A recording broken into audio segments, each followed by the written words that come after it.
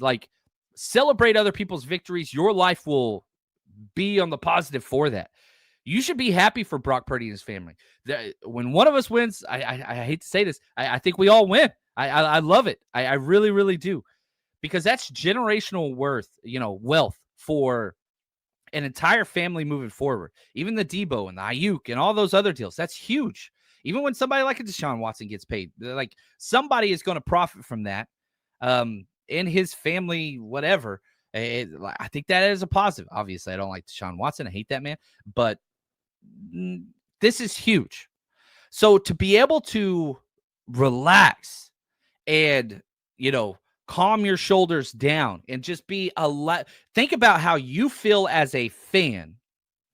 Now think about how Brock Purdy feels, the coaches feel, the team feels, all the players feel. Like, oh man, Brock Purdy for 6 more years. It's done. We have quarterback stability. How many teams can say that? Not very many. And again, just think about how and it's funny because every year it's like people will be like, oh, I bet you love all this drama. I ain't the drama guy. I hate drama.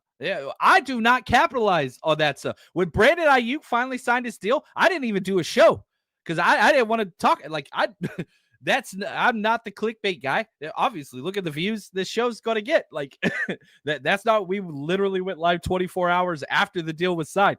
We ain't that guy. Somebody's going to call me clickbait anyway. It's just like a common thing that's thrown around YouTubers or content creators, whatever the hell I am.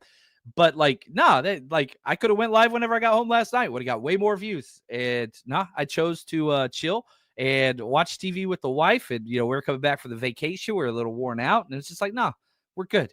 That's not who we are here. But this is a positive. How comfortable you feel, you have to magnify that for the coaches, the players, everybody, the players' families. Like, that is just so huge. Imagine you're Ricky Pearsall right now. Dude, I've got Brock Purdy as my quarterback for the rest of my time here in San Francisco. Maybe I get a deal done, whatever else. Ayuk, think about the linemen. Think about Christian McCaffrey. Everybody, top to bottom, just, you know what I mean? I freaking love that. Yeah, I love that. Yeah, Shadowhead, appreciate you. Considering he was making less than college players, he's beyond deserve this. 1,000%. Yeah, you look at his rookie deal, Brock Purdy, 4-year, $3.74 million. His career earnings before this year, because the rookie deal, usually the 4th year is where you make the most of your money. He only made $2.8 million. And again, only, it's a relative term. I understand that. But from NFL quarterbacks to now even college quarterbacks, $2.8 million over the course of 3 years. Now he's going to be getting $3.1 million per game. Per game. In one game, he will make more than all 3 years of his career combined. I freaking love that. I love it. $3.1 million per game. That's a lot. That is a lot. That is a lot. Atomic. It does feel good getting a big deal done early for once. We just haven't done that. Luke, I think being 7th on that average amount per year, that's huge. Now, a lot of this has to do with the 49ers, the leverage situation that takes place in these contract negotiations. And so whenever you look at Joe Burrow, Josh Allen, Jordan Love, Trevor Lawrence, even Tua, those were all first-round picks that made a lot of money. And you had that 5th-year option, which is a lot, and the franchise tag, which is a lot. But, like, the teams didn't have near as much leverage getting those deals done as the 49ers did with Brock Purdy, because they can say, look, man, we only got to pay you like $2 million this year. Then we can franchise tag you. Then we can franchise tag you again. We rotate that out. Like, we have a lot more negotiating power than those rookie quarterbacks that were in the first round. That's why the number, I think, looking back, hindsight 2020, where I was off because I thought it was going to be above 56 million. That's where I think, look, they had the leverage. They started the deal at 49, according to Mayoko, and then they bumped it up because Brock didn't have that fat bank account to sit on and say, screw it. I'll just ride this out. And, we'll do the franchise tag, franchise Kirk Cousins role. Kirk Cousins out for him. And everybody understands that. That dude, and Congrats to him because he bet on himself and he paid out. Dak bet on himself and it paid out. Brock said, no, I don't want to do that. I want to get this secure done. I want comfortable, whatever. I'm not going for high price everything. And that's why I think it's a win-win. Nobody really got taken advantage of here. Brock gets locked up long-term. The 49ers have their quarterback long-term. It's a win-win situation. That's why it's at 7. Brock could have said, screw it. I'll play out this year. You'll franchise tag me, then I'll leave and I'll get paid elsewhere. That's not what he's about. Now, is there a huge hometown discount here? No, but dude got paid, and he's going to get over $181 million in guarantees. Now, it's not total guarantees. We'll have to wait till that comes out. But, man, like, just the fact that the deal happened the way that it did, when it did, tells you a lot. Brock Purdy's camp could have fought for more. There's no doubt in anybody's mind. They could have fought for more, but they chose no drama. They chose security. They chose lock up the future. That's what I like. And 165 million of this, 0.05, are guarantees the first 3 years. So they're getting this out there.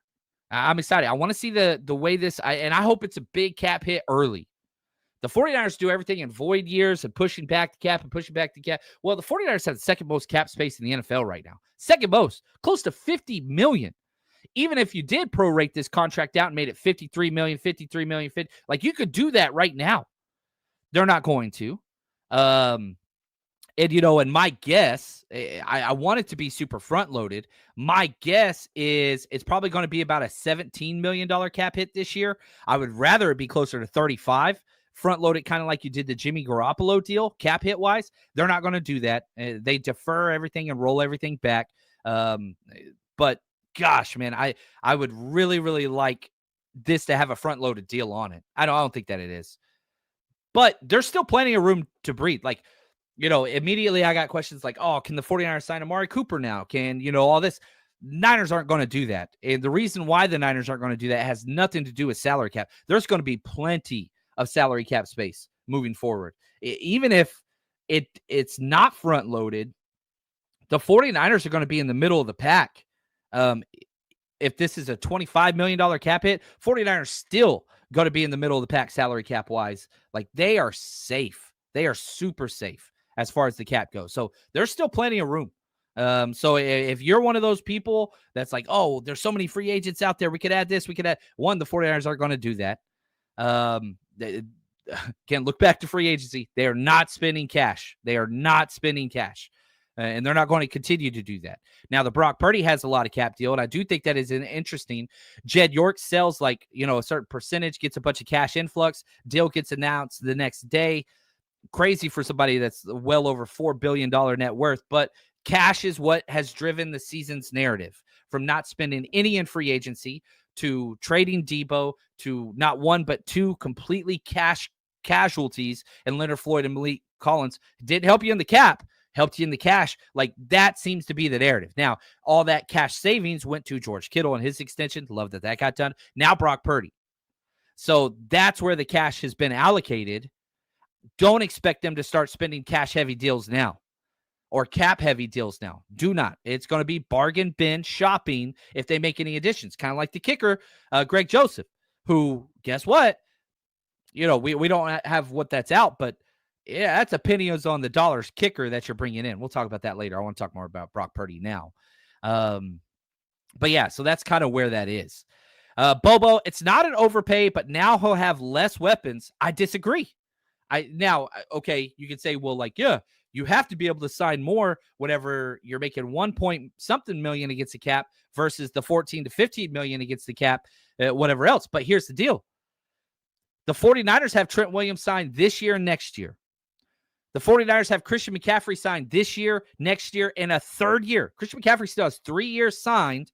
I doubt that he plays that out. I hope that he does. Ricky Pearsall and Brandon Ayuk locked up for 4 years. 4 more seasons.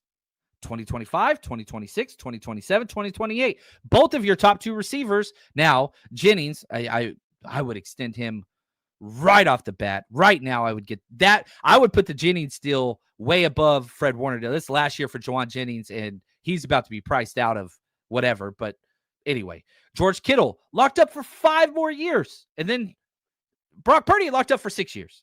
So what weapons is he going to be doing less with? The offensive line sucks already. Like, you got Trent Williams for 2 more years. Nobody else on that offensive line is really worth. Dominic Pooney, I probably should have put him in this. Dominic Pooney's locked up for 3 more years. So, like, there is no less weapon. He's not losing anything. Colton McKivitz, maybe? Like, Jake Brindle, that's a positive. Like, who's the left guard? Like, you didn't. So, I understand, like, long-term, perhaps, but he's not losing one significant offensive starter after this year. Maybe Jawan Jennings. That would be the one. Everybody else is locked up. So I disagree